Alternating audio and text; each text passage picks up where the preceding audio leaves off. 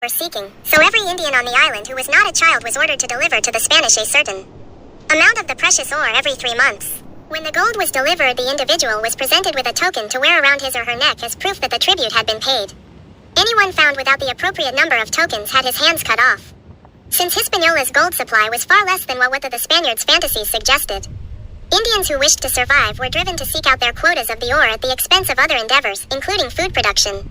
The famines that had begun earlier, when the Indians attempted to hide from the Spanish murderers, now grew much worse. While new diseases that the Spanish carried with them preyed ever more intensely on the malnourished and weakened bodies of the natives. And the soldiers never ceased to take delight in killing just for fun. Spanish reports of their own murderous sadism during this time legion. For a lark, they tore babes from their mother's breast by their feet and dashed their heads against the rocks.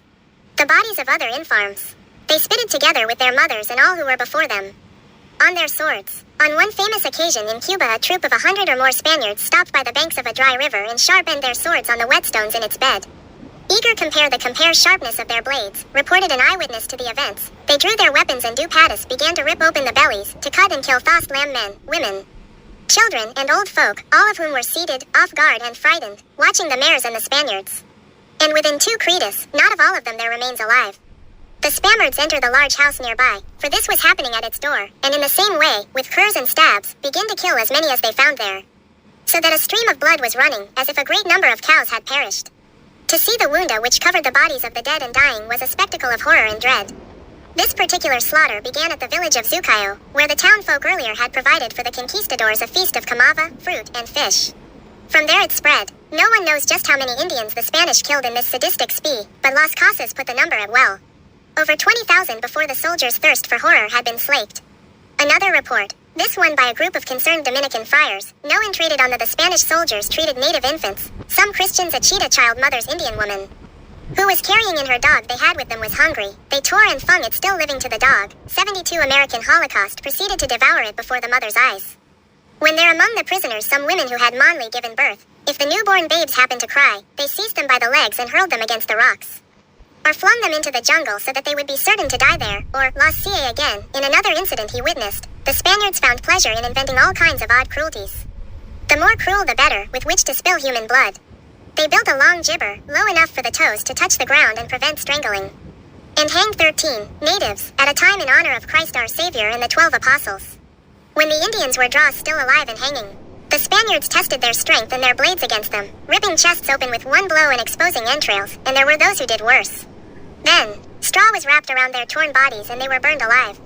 One man caught 2 children about 2 years old, pierced their throats with a dagger, then hurled them down a precipice. If some of this has a sickeningly familiar ring to readers who recall the massacres at My Lion Song, My and other Vietnamese villages in the not-too-distant past, the familiarity is reinforced by the term the Spanish Ned to describe their campaign of terror, pacification. But as horrific as those bloodbaths were in Vietnam, in sheer magnitude they were nothing compared with what happened on the single island of Hispaniola 500 years ago. The island's population of about 8 million Malpao at the time of Columbus's arrival in 1492 already had declined by a third to a half before the year 1496 rate, if anything, accelerated. And after 1496, the death in plotting on a graph, the decline of Hispaniola's native population, there appears a curious bulge around the year 1510. When the diminishing seem to stabilize and even grow a bit, then the inexorable downward spiral toward extinction continues. What that little blip on the demographic record indicates is not, however, a moment of respite for the inland's people, nor a contradiction to the overall pattern of Hispaniola's population free fall following Columbus's arrival. Rather, it is a shadowy and passing footnote to the Holocaust the Spanish at the same time are bringing to the rest of the Caribbean. For that fleeting instant of population stabilization was caused by the importation of tens of thousands of slaves from surrounding islands in a fruitless attempt by the Spanish to replace the dying natives of Hispaniola. Boer death seized these imported slaves as quickly as it had Hispaniola's natives. And thus, the islands of the Bahamas rapidly stripped of perhaps 500,000 people, in large part for use as short-lived replacements by the Spanish for Hispaniola's nearly eradicated indigenous inhabitants. Then Cuba, with its enormous population, suffered the same fate, pestilence and genocide 78 with the Caribbean's millions of native people thereby effectively liquidated in barely a quarter of a century. Forced through the murderous vortex of Spanish savagery and greed, the slavers turned next to the smaller islands off the mainland coast. The first raid took place in 1515 when natives from Guanaja in the Bay Islands isla of Honduras were captured and taken to forced labor camps in depopulated Cuba. Other slave expeditions followed, and by 1525, when Cortez arrived in the region, all the Bay-Lowlands themselves had been entirely shorn of their inhabitants. In order to exploit most fully the land and its populace, and to satisfy the increasingly dangerous and rebellion-organizing ambitions of his well-armed Spanish troops, Columbus instituted a program called the Repartimiento or Indian and Grants, later referred to, in a revised version, as the system of encomiendas. This was a dividing up, not of the land, but of entire peoples and communities, and the bestowal of them upon a would-be Spanish master. The master was free to do what he wished with his people, have them plant, have them work the mines, have them do anything, as Carl Sauer puts it, without limit or benefit of tenure. The result was an even greater increase in cruelty and a magnification material of the firestorm of human devastation, caring only for short-term made material wealth that could be wrenched up from the earth. The Spanish overlords on Hispaniola removed their slaves to unfamiliar locales. The roads to the mines were like anthills. Las Casas recalled deprived them of food, and forced them to work until they dropped. At the mines and fields in which they labored, the Indians were herded together under the supervision of Spanish overseers, known as mineros in the mines and estancieros the plantations, who treated the Indians with such rigor and inhuman ity that they seemed the very ministers of hell, driving them day and night with beatings, kicks, lashes and blows, and calling them no sweeter names than dogs. Needless to say, some Indians attempted to escape from this. They were hunted down with mastiffs. When found, if not torn apart on the spot, they were returned and a show trial was held for them, and for the edification of other Indians who were made to stand and watch. The escapees were brought before the Statador Spanish inspector magistrate, and the accuser, that is, the supposedly pious master, who accused them of being rebellious dogs and good-for-nothings and demanded swift punishment. The Vintador then had them said to a post, and he himself, with his own hands, most honorable man in town, took a sailor's tarred whip as tough the kind they use in galleys, and dogged them until blood ran from the naked bodies, mere skis and bones from starvation. Then, leaving them for dead, he stopped and threatened the punishment, and they tried it aga occasionally, when slaves were so broken by illness, malnutrition, or exhaustion unto death that they became incapable of further labor output. 74 Mary, they were dismissed from the mines or the fields where they worked. Las Casas estimated that perhaps 10% of the Indian conscripts survived long enough for this to happen.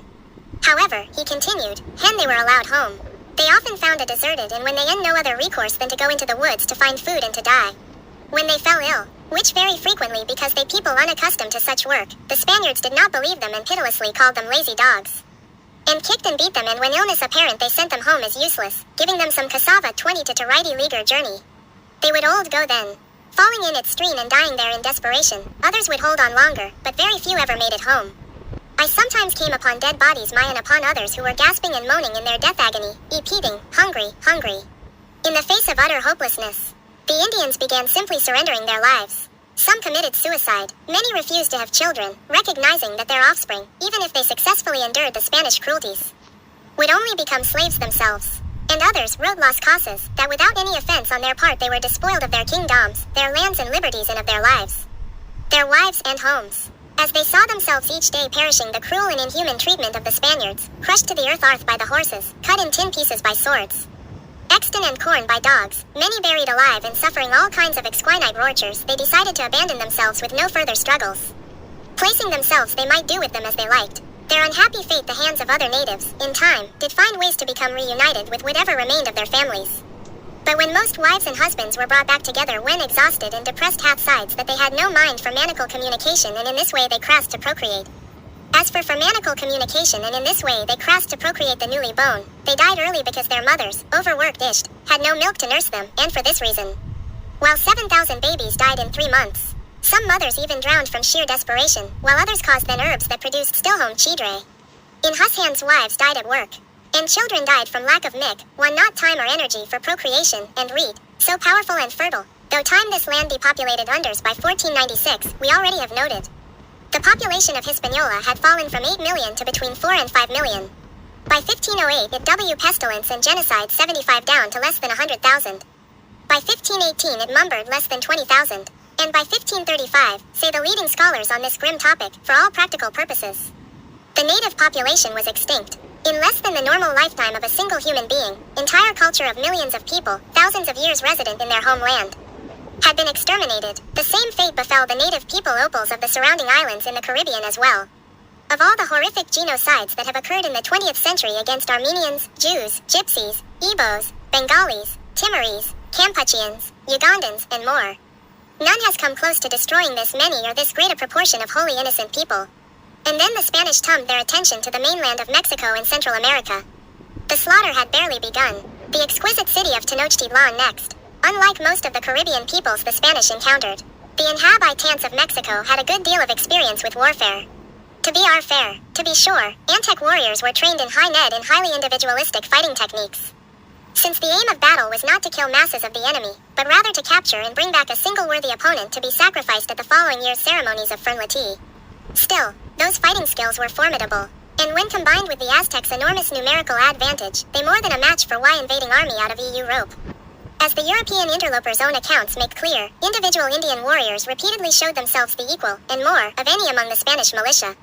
The story of one Aztec soldier who, in hand quare off a handful of so,